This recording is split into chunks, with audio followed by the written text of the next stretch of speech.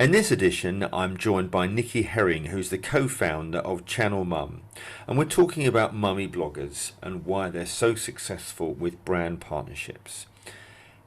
This is what Niki had to say.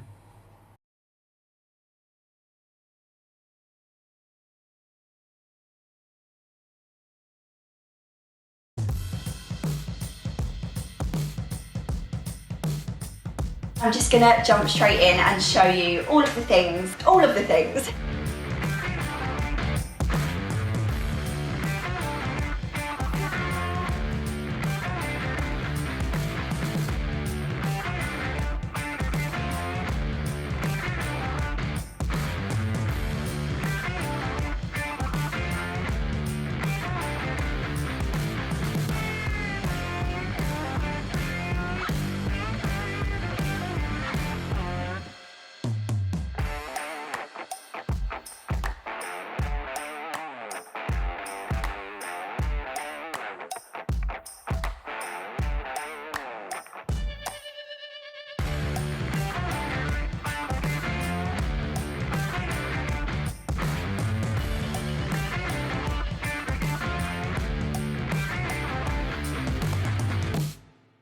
Goodness, how long have you got? Not long. Okay, I'll do the quick version then. So Channel Mum, firstly, what is Channel Mum for those that don't know? So we are a social media publishing community basically, and it's powered by the UK's best mum creators. So that ultimately is what we are. What does that actually really mean? We're a community of mummy creators basically. So, I mean, in terms of where that started, so we've been around, goodness, nearly 7 years now. And actually, when we started, our vision then was very different to actually the reality now, because of course so much has changed. And in terms of where we started, so it was a lady called Siobhan Freegard, who is the founder of Net Mums and also the other founder of Channel Mum. So when we sort of finished our tenure at Net Mums together, we knew that there was still a huge opportunity in the mum space to create a community really for, I suppose, the new generation of mums coming through. I mean, you know, we were Gen X, we had these millennial mums coming through. They were consuming content very differently, being digital first, being video first in a way that we never were. So we knew that there was an opportunity there. And actually through that sort of process of research and sort of evaluation, we came across YouTube and mummy vloggers, or mummy YouTubers, as they were known then. And we said, okay, this is fascinating. There's all these really interesting women with different stories, different experiences. What does that look like if we try and bring them together and create a community? Because actually it can be pretty lonely out there on your own as an individual creator. So, you know, how do we kind of create a support and framework around this? So that's kind of where we started it. And to be honest with you, there weren't that many mummy YouTubers or vloggers in the space 7 years ago. And in fact, people actually said to us, are you guys mad? YouTube is for kids. And we said, hold on a minute, these kids are growing up, having babies, they're becoming parents. Yeah. What they're sharing, what they're showing is changing. And of course, that's a certain life stage. It changes everything for you as a human, isn't it? And that's where you need support, you want advice, you want to exchange stories. And we were just like, this is amazing. So, you know, that's kind of where we started. And yeah, here we are 7 years later. And of course, in that time, all these people did start having babies. You know, the mum market is now huge. And in that time as well, Instagram exploded, stories got introduced, you know, Facebook bought Instagram, like so much has happened, TikTok's come along. So yeah, it's, you know, that's kind of where we are now. So, you know, we still have our community of mum creators who we support. You know, it's about creating a village and looking after one another. But ultimately, collectively, what we do is, you know, share stories, to support other women and other families and other mums. And how many people have you got onto the on the platform? So with Channel Mum, I mean, we're sort of quite boutique. So we have about 20 creators at Yes. the moment that we work with exclusively. But of course, we do work with other creators beyond our kind of exclusive portfolio as well. Yeah. And why do you think, I mean, one of the things that's fascinated me within the influencer space is why it's so dominated by women. I mean, it isn't even 60-40, it's more 85-15, isn't it? It's quite phenomenal. Are you just better communicators? Are you better at selling stuff, or why do you think that's the case? And particularly perhaps with mummy bloggers. Yeah, do you know, it's a fascinating question, and I think when it comes to the gender split, I genuinely don't know. Do I think we're better communicators? Not necessarily, but are we more comfortable perhaps with sharing some stories which sometimes can be quite deep, quite emotional, quite raw? Maybe we are, because Mm, of the way we've been conditioned as men and women, rightly or wrongly. And maybe perhaps some of that inherent kind of behavior is still there, possibly. But I mean, I really do hope to see many more men kind of coming forward into this space and sharing all different stories with us. I mean, yeah. the dad market is definitely growing, in the way that, the stay-at-home dads, that's grown hugely over the last few years. So those dads want to kind of come into those parenting conversations now as well, because, Yeah. if they're kind of doing the predominant, parenting role at home, then they want to share those experiences too. So that's really good to see that growth in that area. But I'm coming back to sort of mums and why that's so popular, and it is. I mean, it's huge on Instagram, particularly. Mm, I mean, if actual fact, I mean, YouTube is still obviously a huge space, but we've seen a huge amount of growth in the Instagram feed and channels. But I suppose there's a couple of things. So let's just think about it from a commercial perspective. Firstly, so all research that we've done, research that many other people have done, shows on average 85%, mums make 85% of household purchasing decisions. that's interesting. Yeah. That's a lot, Yeah. right? So Yeah. we're talking mums are involved in, all the, household purchasing, financial, car decisions, because, the reality is when you have children, safety becomes your number one priority. So all of a Mm, sudden, where you perhaps may not have been that bothered before, actually the car and the purchase of the car becomes really important to you. Of course, travel, all the FMCGs you can imagine. So mums are making a huge amount of purchasing decisions every single day. And so, of course, they're going to be really attractive to brand, brands. of course. And the other thing, big reveal, Gordon, is the thing that people forget, that mums are also women, have our own identities. Never. Yes, you'd be amazed how many people kind of forget that. Oh, but you just do the mum stuff. So, of course, on an individual basis, beauty, fashion, healthcare, wellness, Mm, even independent travel sometimes, if you, are lucky to do that, if you've got people to kind of support you and look after your kids for a couple of days or whatever. So, as a female and as a mother, there's such a huge opportunity, I think, because we're talking about so much, sharing so much in so many kind of different aspects of life.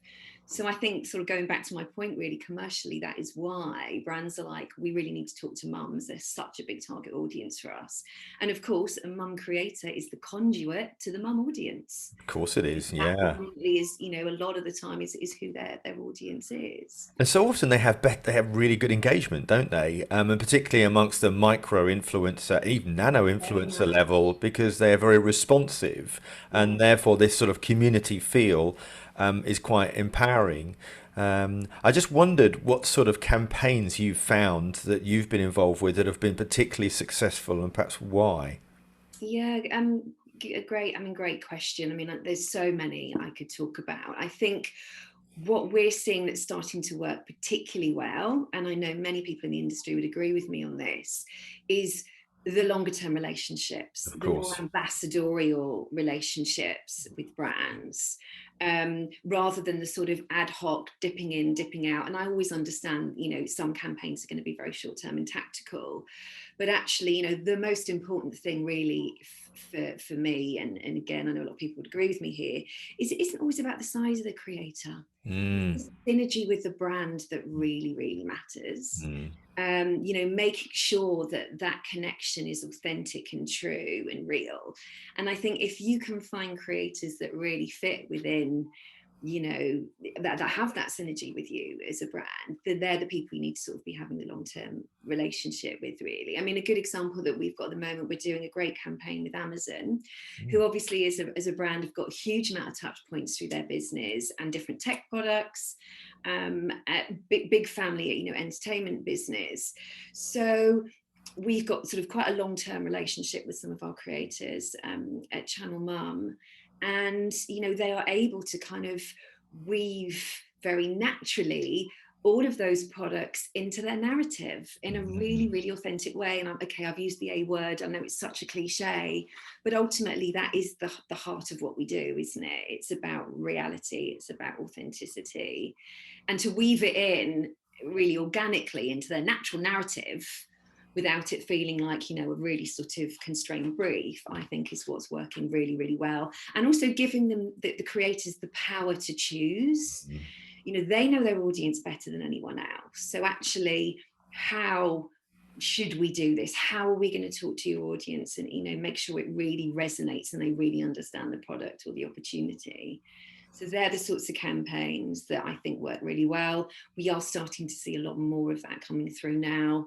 I think brands are starting to realise, and creators as well. Creators want longer term relationships. Yeah, and I think yeah, you used authenticity, but I think that's also linked to storytelling, isn't it? And in a way that's so natural, so that it doesn't feel. I mean, we as a nation don't want to be sold to at all, really. Now, if you go down the generations amongst millennials and Gen Zs, I think they trust traditional advertising to the tune of a staggeringly low 1%, which is what I saw in a piece of research a little while ago. So therefore, we trust the opinions of people that we like, that are engaged in our community. And of course, mums are often very naturally connected in this way, which I think it's really empowering. I mean, and we were just talking before we did this interview about some of the advantages of influencer marketing, weren't we? And how it's exploded over the last few years. What's your thought about why brands should not just spend what they've got, but spend a lot more on influencer marketing? Why do you think they should do that? So, as we were kind of sort of mentioned just before, so, I've been in media a long time. Not sure I should say how many years because it shows my age. But, I've worked in television, I've worked in radio, I've worked in digital for a long time in, a multifaceted way, and influencer, particularly for the last 7 years. And I think in my experience of kind of having worked across all those different disciplines, nothing can humanize a brand in the way that an influencer can. This individual is trusted, and I think again, one of the reasons the mums do so well is that they're showing the reality of life. It's the real face of parenting, if you like, the highs, the lows. And I think showing vulnerability as well is what makes them really popular. And I think that is why they build their communities the way that they do, because it's based on honesty and trust and transparency. And to bring a brand into that space where that relationship is there, and what you're doing, you're advocating for that brand as a creator, aren't you? You're saying that I'm allowing them into our community because I trust them and I like them. And actually, as a creator, you shouldn't do that if it's not a brand that you like or trust yourself. You have to genuinely like that brand to want to work with them. So I think to bring a brand into that community and enable them to engage with an audience in a tone of voice and in a familiar surrounding, it's gold dust, isn't it? It's a two-way conversation. You get instant feedback. You look at traditional media and it's still so linear. Yes, Indeed. It might be great for reach or whatever, or branding, but it's still so linear. So nothing can integrate a brand into the audience in the way that a creator can, and using them as a conduit for that.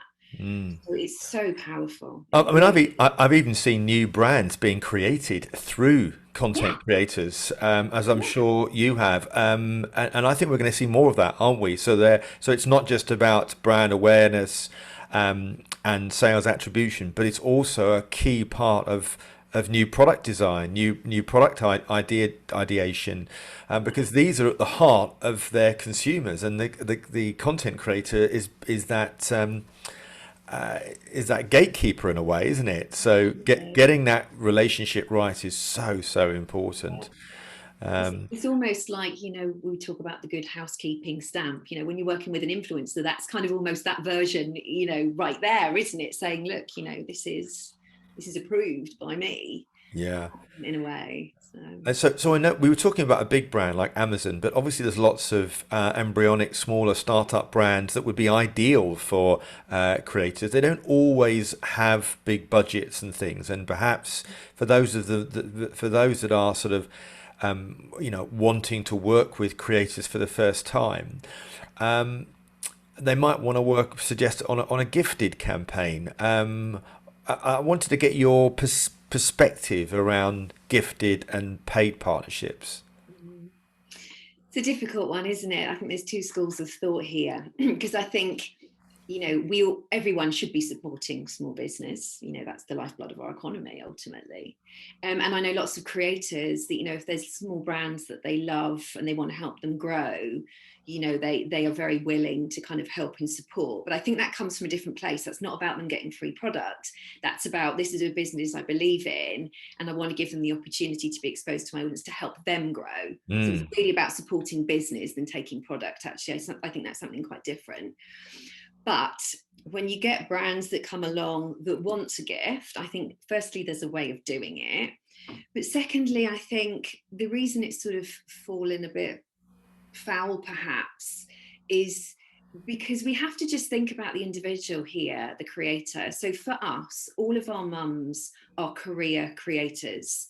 They are not doing it at night when the kids are in bed with a full-time job. This is how they earn their living. Now, unfortunately, you cannot pay a mortgage and put food on the table for your children with free product. It is a career. And in the same way that I don't expect to work for free, neither do you, and neither do the people in brands and agencies, we have to respect that we're talking to a professional individual who deserves to be paid for the content they're creating for the audience they're giving you access to. So I think that's really important to remember. And I think, again, I'm not saying that gifting shouldn't happen. I think there's a role and a place for that, depending on what it is, how you're presenting that product to the creator, and who the creator is. But if you're a really big brand that does loads of paid activity and then you just expect to start gifting creators, that's going to be really difficult because they are going to ask, but you're paying that person to do that, so why wouldn't you want to pay me? The thing that we do see often where it falls down is how people approach. So Exactly. I if I had totally to agree with advise you. an agency or a client how to best do this, make sure you do your research. Know who you're talking to and know, what's their lifestyle. I mean, as I mentioned to you before, Gordon, we've had situations where brands want to gift some of our mums baby product, but they don't have babies anymore. Their kids are toddlers and primary school age. I mean, that's a basic thing. Go and look at their content. What are they talking about? What are they doing? You need to know these individuals. So I think that's just something that, and I appreciate sometimes they might be sending out the communication to 200, 300 people. But, my advice is quality, not quantity. Go back to who, the synergy. Who has your brand genuinely got synergy with? What do you know about that individual? And therefore craft your approach in a way that you think is best going to land and resonate with that individual. But also be mindful of the fact that that individual needs to make a living and, like I said, has a mortgage to pay. Yeah. I mean, I often talk about these individuals being multi-skilled and their own mini creative agency. I mean, if you think about it, if you were a brand, you'd have to pay for a photographer, a videographer, an editor, maybe a location scout, somebody to do the creative as well. And you've got all of these people often in one individual for a fraction of the cost. And in addition to that, you've got an engaged audience. Why would you not want to do that? And I think we're going to see a lot more companies invest in the sector. I mean, a lot of research that I've seen is people are wanting to spend more, but it's all about working with the right people, isn't it? And knowing 100%. that's still the biggest challenge is finding the right influencers that resonate with you and your brand and doing your due diligence. And I think you're absolutely right in that. I've just got something I want to add to that, Gordon, actually, because I think the other thing people don't consider, which is really important to understand, is obviously creators have to make declarations on anything, whether it's gifted, whether it's paid, if a brand's had any form of creative control, affiliate, whatever it is. So if as a creator you're accepting gifted products and you feature that, you have to label that gifted, of course, because you have to declare it. Of course. Now, obviously, creators are mindful that if they start doing that and people start seeing hashtag gifted, in their feeds, then other brands are going to think, oh, they do stuff for free, I'm going to approach them for free as well. And then it becomes like this sort of, you know, vicious circle of people thinking, well, you do stuff for free, I'm going to send you more stuff and not expect to pay you. So I think people are mindful of that. But also it's about respect for the audience. You know, you don't want people to think that you just get stuff for free all the time. In actual fact, some creators that I think have made it work brilliantly are, yes, I'm happy to accept your product. Yes, I'll feature it in the content because, you know, I actually do enjoy your product. But what I'd love you to do is to give me some free products to give to my audience. That's really nice. It's passing it on, isn't it? Absolutely, That absolutely. works really, really well. Because it's all about, isn't it? Let's be honest. A good content creator's primary aim is to serve the needs of their audience because that's what they've done to create that. And somebody that is really thinking almost through the creator, not just at the creator, and thinking about Exactly. how they can inspire them is a good ploy, I have to say. I love that Yeah. idea of through the creator, not at them completely. So, you know, if you were giving advice to a potential creator that wants to be a professional, because I think there's still a lot of people, if we look at the triangle, there's so many people that are in the, if I'm honest, the lower echelons of influence, but want to try and make the move into being it full time. What advice would you give them? So I think the first thing a newbie creator needs to establish really is what's their why. Hmm. Um, and there's different answers to this, isn't there? It might be that actually, do you know what? I'm creative and I love creating content. I have got a full-time job. I'm not doing this for career, but I'd really love to share my passions and my story with people. And that's why I'm doing it. So I might not have a rigid upload schedule. I'm not worried about making money. I'm doing this for fun. And for anyone that wants to do that, I say, do you know what? Go and do it, because actually we've all got a story to tell, and you know, we're all different, we all have different values, different experiences. So go and do that and just try it, and just, you know, see how it goes. Try different things, test different things, see what works for you, do more of the things that work and less of the things that don't. Mm. But the other side to this is, of course, a lot of people want to do this because they do want to make it a career. And this, actually, my advice would be quite different. So I think firstly, again, go back to the why. I think the bit that often that we see that people don't realize is how dedicated and how committed you have to be. Like, if you want to do this full time and build an audience and be able to commercialize it, make money from it, make a living, it is hard work. For anyone that thinks this is easy and you make a quick buck, I'm going to tell you now, I'm sorry, go and look somewhere else, because Absolutely. our creators work so hard to, you know, to have what they have and to be where they are. And you're absolutely right, so much of that comes from focus on their audience, listening, watching, seeing what's working, asking them what they want to see more of, and, you know, really delivering on that. And then if you focus on that and your audience, to be honest, and, you know, your audience grows, you get great engagement rates, you have a really sort of built a genuine community, the commercials will just follow naturally and Of course. organically. Of course. Start with the audience, don't start with the money, because Mhm. if you do it that other way round, it's going to take you down the wrong path. And like I said, if you think you can make a quick buck doing this, forget it. Like, you know, go and try something else. So commitment, absolutely 100%. Dedication, you have to be so tenacious. It's not always going to be an easy journey. It can be a really fun and thrilling ride, but there are going to be times when you're going to think, I don't know what content to put out next, or I've had this feedback, it's not that positive, it's really kind of, you know, had an impact on, you know, made me feel a bit anxious, or you've got to Mm. think through all of that. Of course. And also the other obviously really important thing, what story have you got to tell? Why are you different? What's your USP? And it doesn't have to be, you know, a really kind of key niche that's so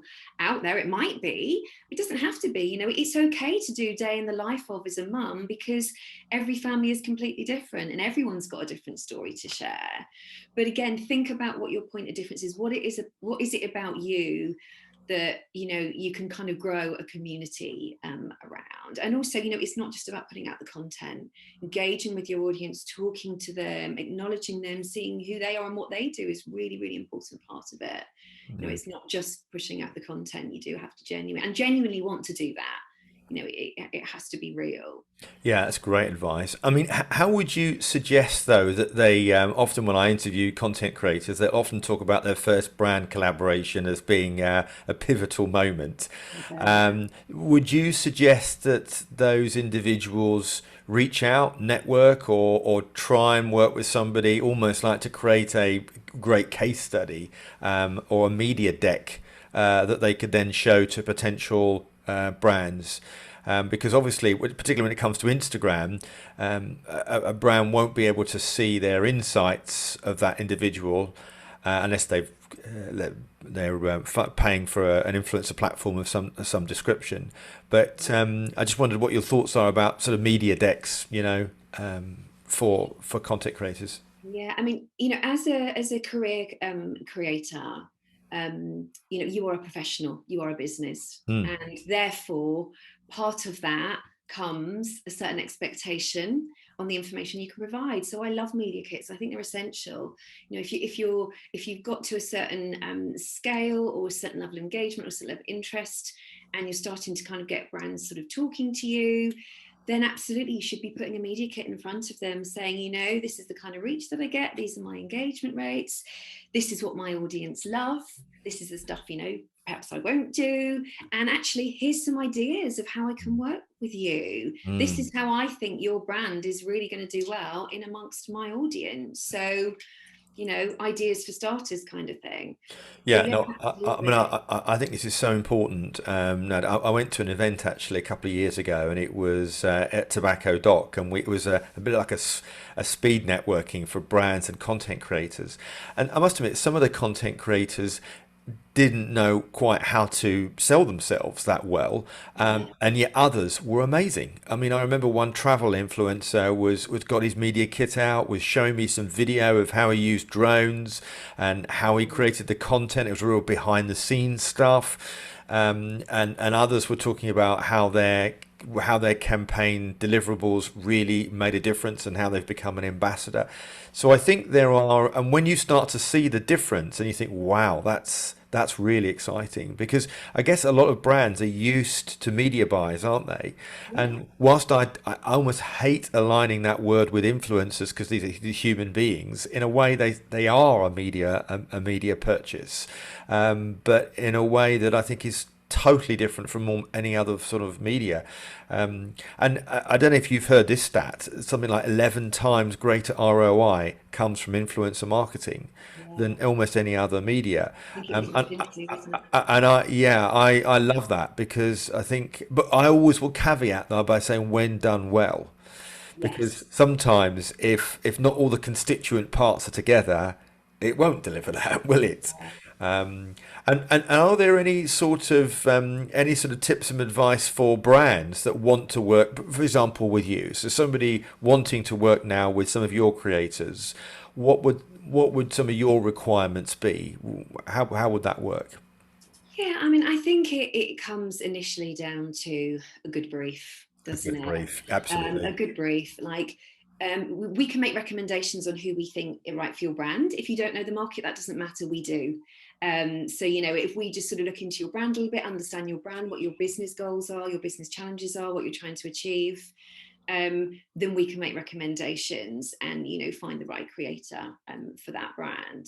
But I think also with briefs as well is, don't worry too much about the creative. And I know this is really hard even now for brands to kind of relinquish that control, but when you're working in this space, you have to remember that effectiveness comes from ultimately the creator's creative, because they know their Of course audience. they do.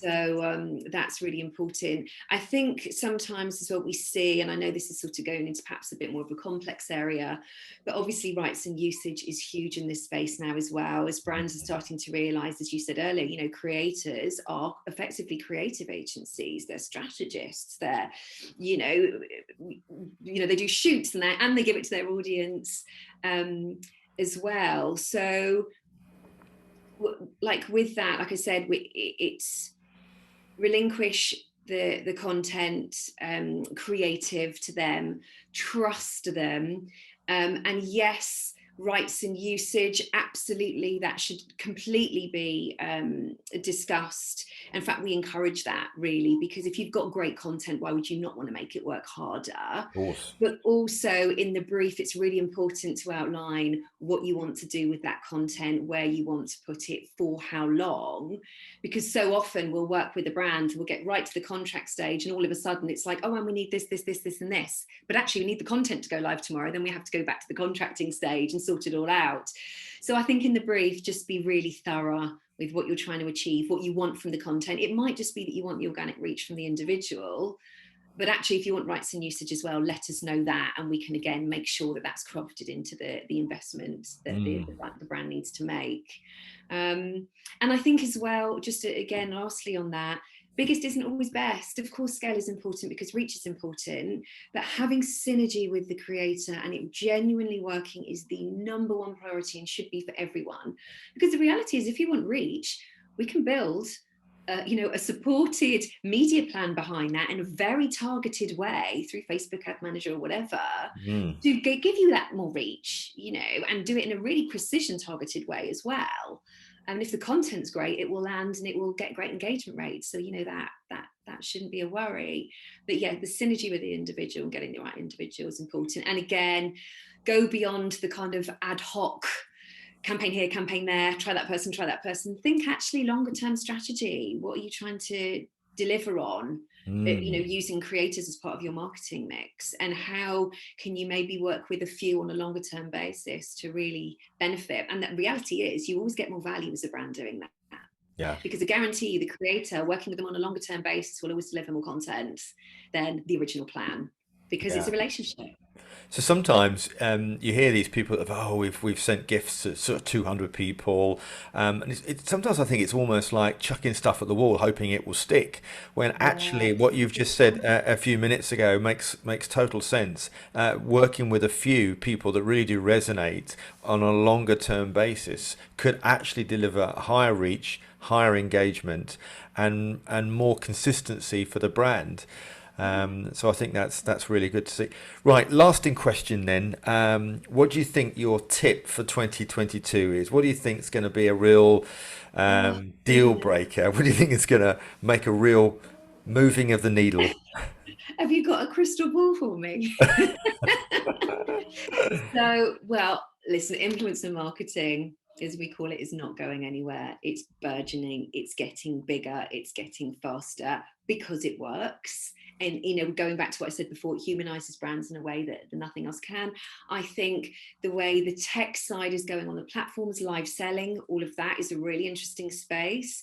And I think, the creators and that side of social, there's a natural connection there. And that's going to be really, really interesting how that develops.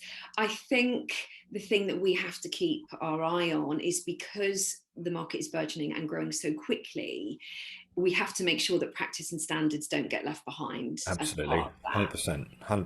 And I know, lots of people in the industry, all the kind of the titans, if you like, of the industry are kind of all starting to come together and think that through, which is fantastic.